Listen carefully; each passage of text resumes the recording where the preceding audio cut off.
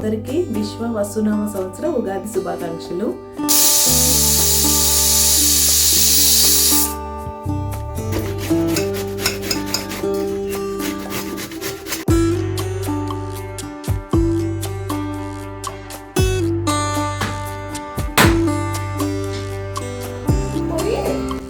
ఎవరు నేర్పించారు నాన్న నీకు?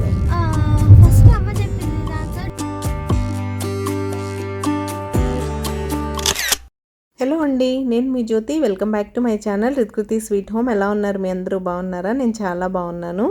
ఈరోజు మీరు మా ఇంటి ఉగాది పండుగ అయితే చూసేస్తారు. మేము మా పండుగ ఎలా సెలబ్రేట్ చేసుకున్నాం అనేది కంప్లీట్గా మీరు ఈ బ్లాగ్లో అయితే చూసేయచ్చు. మార్నింగ్ 5 o'clockకే లేచి పనులన్నీ నేనైతే స్టార్ట్ చేసేసుకున్నాను. నా వాయిస్ ఇగ్నోర్ చేసేయండి, కోల్డ్ చాలా ఎక్కువగా ఉంది. హలో అండి, గుడ్ మార్నింగ్ అందరికీ. విశ్వ వసునామ సంవత్సర ఉగాది శుభాకాంక్షలు. మా ఉగాది అయితే స్టార్ట్ అయిపోయింది. నా వాయిస్ని ఇగ్నోర్ చేసేయండి. కోల్డ్ వచ్చిందని చెప్పాను కదా, నైట్ బాగా వచ్చేసింది. కానీ పండగ చేసుకోవాలి కదా, కొత్త సంవత్సరం కొత్త పూజలు చేసుకోపోతే ఎలా. జనరల్గా నాకు పండగలు అంటే ఇంట్రెస్ట్ ఎక్కువ, ఎక్కడ లేని ఓపిక వచ్చేస్తుంది. అది టైం అయితే 6 అయింది. నేను 5 o'clockకి లేచి ఇల్లంతా క్లీన్ చేశాను. నిన్న వీడియోలో మీరు చూస్తే నైట్ అన్నీ సెట్ చేసి పెట్టుకున్నాను కదా. జస్ట్ మార్నింగ్ లేచి ఫ్రెష్ అయిపోయి ఇల్లు ఊడ్చి తుడిచేసాను. ఇప్పుడైతే నేను హెడ్ బాత్ చేసి రెడీ అయిపోయి వచ్చేసాను. వంట అయ్యాక డ్రెస్ చేంజ్ చేసుకుంటాను, శారీ కట్టుకుంటాను, ఇంకా తెలీదు. అప్పుడు టైంని బట్టి చూడాలి. మా వారు లేచారు, ఆయన ఫ్రెష్ అవుతున్నారు. బయట తుడిచాను కానీ ఈరోజు ముందే ముగ్గు పెట్టట్లేదు. ఎందుకంటే దాన్ని ఫ్రెష్ అయ్యాక మామిడి ఆకులు పువ్వులు అవి పెడతారు కదా, అప్పుడు తొక్కేస్తారని. తర్వాత అయితే ముగ్గు పెడతాను, ఎప్పుడు పండగలప్పుడు అంతే. ఇప్పుడు నేను డైరెక్ట్గా కిచెన్లోకి వచ్చేసాను. ఈరోజు మెన్యూ ఏంటంటే జనరల్గా మా ఇంట్లో ఉగాదికి చేసేదే ఉగాది పచ్చడి, బొబ్బట్లు అండ్ మామిడికాయ పులిహార. గారెలు అయితే మార్నింగ్ చేయను, ఈవినింగ్ చేద్దామని అనుకుంటున్నాను. అన్నీ ఇప్పుడే చేస్తే మా వారు అసలు తినరు. ఆయన అన్నీ అమ్మో అన్నా ఇన్నా అని అంటారు. ఇంతకుముందు చక్కగా తినేవాళ్ళం, ఇప్పుడేంటో హెల్త్ కాన్షియస్ అయిపోయాం కదా, అందుకని. సో ఎలాగో గారెలు అయితే నైట్ డిన్నర్కి వేసేద్దాం అనుకుంటున్నాను. కొంతసేపు ఆగిపప్పు పోస్తే సరిపోతుంది. రైస్ కడిగి నానపెట్టాను వచ్చి. సో ముందు రైస్ పెట్టేస్తాను పులిహోరకి. బొబ్బట్ల కోసం శనగపప్పు నైట్ నానపెట్టాను కదా, వాటిని ప్రెషర్ కుక్కర్లో పెట్టి కుక్ చేస్తాను. కంప్లీట్ బొబ్బట్లు ప్రాసెస్ రికార్డ్ చేస్తానో లేదో తెలియదు. చేస్తే ఓకే, చేయకపోతే ఇంకెప్పుడైనా స్పెషల్గా చేసి మీకోసం అయితే షేర్ చేస్తాను. ఇది మా పండగ మెన్యూ. అయితే మీరు మీ పండగ ఎలా చేసుకుంటున్నారు అనేది నాతో కామెంట్ సెక్షన్లో కామెంట్ చేసేయండి. అది నేనైతే వంట స్టార్ట్ చేసేస్తాను. ఎక్కువ టైం లేదు కదా, త్వరగా చేసుకోవాలని వంట ముగిచ్చేసి. నాకు ఎర్లీగా పూజ చేసుకోవడం అంటే ఇష్టం. పండగల రోజుల్లో లేట్ చేసేసుకొని 12 o'clock 1 o'clock అలా చేసుకోవడం ఇష్టం ఉండదు. ఈవెన్ వినాయక చవితి, వరలక్ష్మి వ్రతం లాంటి పెద్ద పూజలు కూడా నేను 9-10 లోపే చేసేసుకోవాలని అయితే అనుకుంటాను. ఇక్కడ ఎయిర్ ఫ్రైయర్ ఉండడం వల్ల బాగా ఇరుకైపోయింది. నేను డైనింగ్ టేబుల్ మీదకి షిఫ్ట్ చేయలేదు, చేయాలి ఈరోజు అన్న చూసి ఇప్పుడు. సో అది ఇప్పుడైతే నేను వంట స్టార్ట్ చేసేస్తాను. బ్లాగ్ కంటిన్యూ అవుతుంది, మీరైతే చూస్తూ ఉండండి. పండగ అంటేనే ఇంట్లో బోల్డంత సందడి, హడావుడి, పొద్దున్నే వంటలు. ఇక్కడైతే నేను బొబ్బట్ల కోసం శనగపప్పు ఉడకపెట్టేస్తున్నాను. ముందుగా ప్రెషర్ కుక్కర్లోకి ముందు రోజు నైటే నానపెట్టిన శనగపప్పు తీసుకొని వెరీ లిమిటెడ్గా వాటర్ వేసుకోండి. మనం మళ్ళీ స్ట్రెయిన్ చేసేస్తాం కదా, అప్పుడు ఆ పప్పు వాటర్ అంతా వెళ్ళిపోకుండా ఉండాలంటే మీరు ఇలా చేసుకుంటే బాగుంటుంది. సో అది నేను పప్పు కుక్కర్ అలా పెట్టేసి రైస్ కూడా ఆన్ చేస్తాను మామిడికాయ పులిహోర కోసం. ఇంక ఈ గ్యాప్లో టైం వేస్ట్ చేయడం ఎందుకని పూజ సామాన్ ఆల్రెడీ ముందు రోజే క్లీన్ చేసి పెట్టేసుకున్నాను. వెండి సామాన్లు మాత్రం ఇప్పుడు రూపేరీతో చక్కగా క్లీన్ చేసుకున్నాను. నేను వెండి సామాన్లకి పెద్ద ఎఫర్ట్ పెట్టనండి, మీకు చూపించినట్టు అప్పుడప్పుడు సబీనాతో క్లీన్ చేస్తాను. బట్ ఈ రూపేరీతో అయితే లక్ష్మీదేవి విగ్రహం కానీ ఏవైనా చాలా నీట్గా పోతాయి అనిపిస్తుంది నాకైతే. క్లియర్ అయిపోతుంది చక్కగా. నేను అమ్మవారికి పాలు పెట్టే గ్లాసు ఇవన్నీ చక్కగా రూపేరీతో చేసేస్తే నీట్గా పోతాయి. మీరు మీ వెండి సామాన్లు దేంతో క్లీన్ చేసుకుంటారనేది నాతో చెప్పడం మర్చిపోకండి. ఇక్కడైతే కుక్కర్ విజిల్స్ వచ్చేసింది, పప్పు కూడా కుక్ అయిపోయింది. చూసారా, ఇలా కుక్ అయితే చాలు. పక్కనే బెల్లం కరగడానికి పెట్టాను. మీరు 1 కప్పు శనగపప్పుకి 3/4 కప్పు బెల్లం తీసుకుంటే కరెక్ట్గా సరిపోతుంది స్వీట్నెస్. ఇక్కడ చూసారా, నేను స్ట్రైనర్లో వేసాను, అస్సలు వాటర్ రాలేదు. అలా పప్పుని మీరు కుక్ చేసుకోగలిగితే వాటర్ పోకుండా ఉంటుంది. ఒకవేళ ఎవరైనా కొత్తగా చేస్తున్నారు, తెలియక వాటర్ వేస్తారంటే వాటర్ స్ట్రెయిన్ చేశాక ఆ వాటర్ని వేస్ట్ చేయకుండా మీరు ఆ రోజు చక్కగా పప్పు ఏదో ఒకటి చేసుకుంటారు కదా, దానిలో వేసేసుకుంటే పప్పులో ఉన్న న్యూట్రియంట్స్ అన్నీ వేస్ట్ అయిపోకుండా ఉంటాయి అని చెప్పడం నా ఉద్దేశం. అది ఫైనల్గా ఆ పప్పు అంతా మెదిపేసుకున్న తర్వాత ఆ బెల్లం వాటర్ స్ట్రెయిన్ చేసేసుకొని అందులో వేసేసుకున్న తర్వాత ఇలా మళ్ళీ స్టవ్ మీద పెట్టుకొని బాగా దగ్గరగా చేసుకోవాలి. మధ్యలో నేను కొంచెం నెయ్యి వేశాను టేస్ట్ కోసం, అండ్ ఇలాచీ పౌడర్ కూడా వేసాను. చక్కగా దంచేసి ఫ్రెష్ ఇలాచీస్ నా దగ్గర ఇలాచీ పౌడర్ అయిపోయింది. మీరు అలా దాన్ని బాగా దగ్గరకు చేసేసుకొని నేను చూపించాను కదా, ఆ కన్సిస్టెన్సీ వస్తే చల్లారిపోయిన తర్వాత మీకు స్టఫింగ్కి బాగుంటుంది. పొడి పొడిగా ఉంటేనే మీకు బొబ్బట్టు చేస్తున్నప్పుడు స్టఫింగ్ అంతా బయటకు వచ్చేయకుండా ముద్ద ముద్దగా ఉండకుండా చూసుకోండి. ఇక్కడైతే పులిహోర కోసం మామిడికాయ చెక్కు తీసేసి తురిమేసుకుంటున్నాను. మీకు నా సింపుల్ రెసిపీస్ అండ్ వీడియోస్ ఎలా అనిపిస్తున్నాయి? మీకు కనుక నా వీడియోస్ నచ్చుతున్నట్టయితే ప్లీజ్ లైక్ చేసి మీ ఫ్రెండ్స్ అండ్ ఫ్యామిలీకి షేర్ చేయండి. మీ లైక్ నాకు చాలా ఇంపార్టెంట్. మీరు లైక్ చేస్తే మన వీడియోస్కి రీచ్ పెరుగుతుంది. రీచ్ పెరిగితే నాకు మోటివేషన్ పెరుగుతుంది. సో తప్పకుండా ఒక చిన్న లైక్ అయితే ఇవ్వండి. అండ్ ఇక్కడ నా స్టైల్లో మామిడికాయ పులిహోర ఎలా చేయాలో చూసేద్దామా. ముందుగా ప్యాన్ తీసుకొని అందులో సరిపడా ఆయిల్ తీసుకోండి. తర్వాత పల్లీలు అయితే యాడ్ చేశాను. పల్లీలు ఫ్రై అవ్వడానికి టైం పడుతుంది కాబట్టి ముందుగా పల్లీలు అయితే వేసుకోవాలి. ఇది మీ అందరికీ తెలిసే ఉంటుందిలేండి. కొత్తగా పెళ్ళయి ఇవన్నీ కొత్తగా చేస్తున్న వాళ్ళ కోసం ఇలాంటి చిన్న చిన్న టిప్స్. సో తర్వాత శనగపప్పు ఆవాలు అయితే యాడ్ చేశాను. మన గార్డెన్ నుంచి ఫ్రెష్గా కరివేపాకు అయితే తీసుకొచ్చి అది కూడా వేసేసి, జీడిపప్పులు మాత్రం లాస్ట్లో వేసుకోండి, ఫస్టే వేస్తే మాడిపోతాయి. ఇక్కడ నేను ఒక విషయం మర్చిపోయాను, ఏంటంటే పచ్చిమిర్చి వేయడం మర్చిపోయాను. వాటిని తర్వాత మళ్ళీ ఆయిల్లో ఫ్రై చేసి యాడ్ చేశానులేండి, చివరి వరకు మర్చిపోయాను.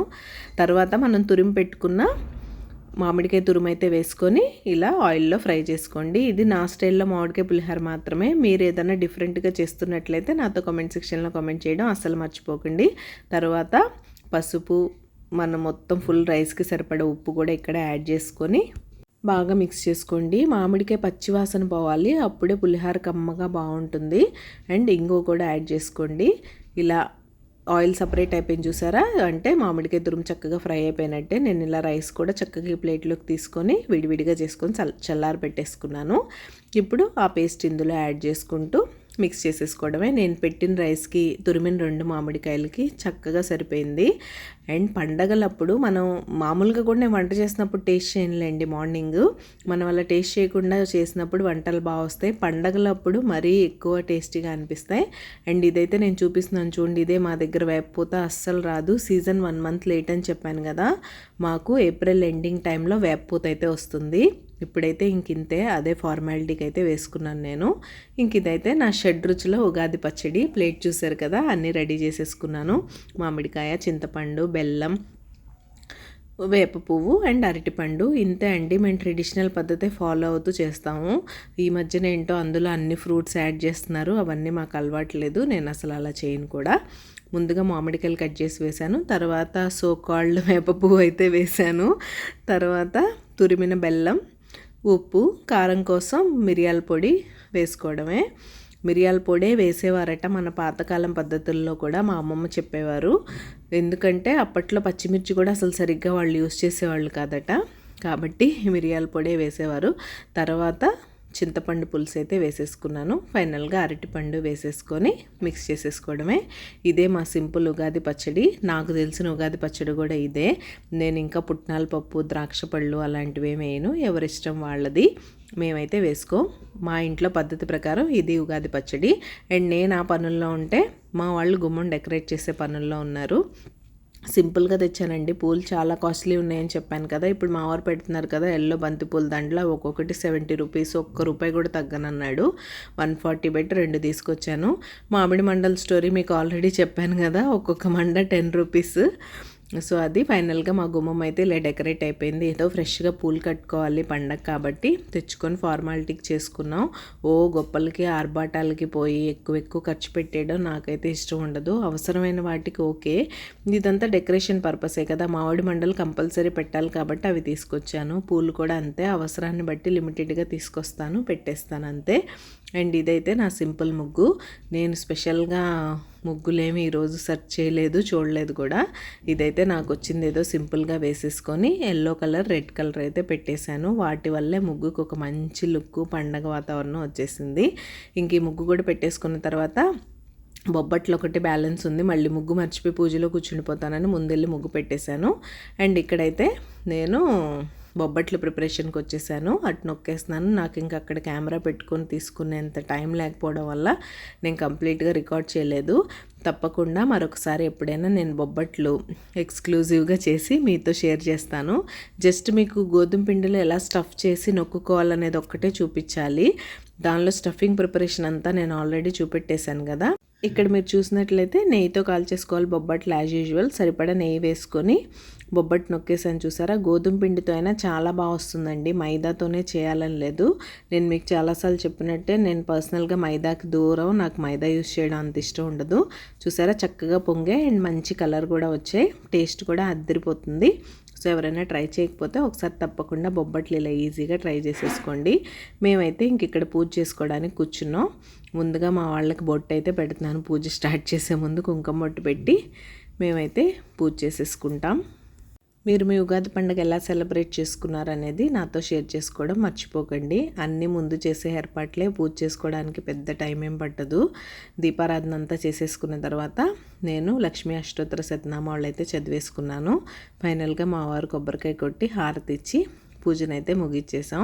ఇంకా మీరు ఎవరైనా సబ్స్క్రైబ్ చేసుకోకుండా మన ఛానల్ చూస్తున్నట్లయితే ప్లీజ్ సబ్స్క్రైబ్ చేసుకొని నన్ను సపోర్ట్ చేయండి. సబ్స్క్రైబ్ చేసుకున్న తర్వాత బెల్ ఐకాన్ వస్తుంది, అది ట్యాప్ చేస్తే 3 ఆప్షన్స్ వస్తాయి. అందులో ఆల్ సెలెక్ట్ చేసుకుంటే నేను ఎప్పుడు వీడియో అప్లోడ్ చేసినా మీ మొబైల్కి నోటిఫికేషన్ వచ్చేస్తుంది. మీ దగ్గర ఫ్రీ టైం ఉన్నప్పుడు చూసేయచ్చు. అండ్ ఇదైతే మా పూజ. ఇంకా ఫైనల్గా మా వాళ్ళకి ఏం టేస్ట్ తెలిసిందో చూసేద్దాం. కలుకద్దుకోవాలి.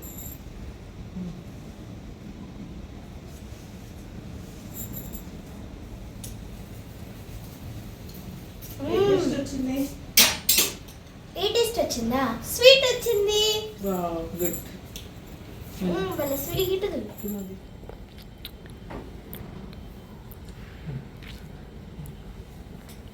ఏం టేస్ట్ తెలిసింది?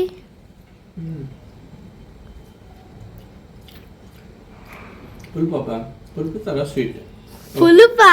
ఓకే.